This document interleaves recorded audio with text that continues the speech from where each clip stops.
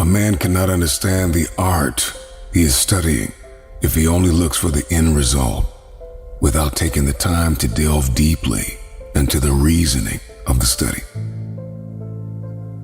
Everything that you do, you need to ask yourself the question, why am I doing what I'm doing? See, everybody wants a ring, but nobody wants to practice. Practice makes progress.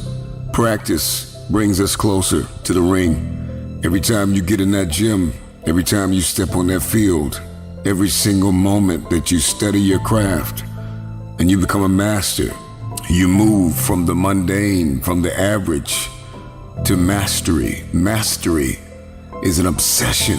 Those who are obsessed with the process of becoming are the ones who become. See, a lot of people, they want that gold, they want that ring, but they don't want to put that work in. And in order to achieve, I must understand that I must study. I must study to move from average to mastery. It's the daily battle, it's the daily grind that prepares us and equips us to win the war. Why do you do what you do? Why do you want what you want? The question is, why have you delved deeply into the reason why you do what you do?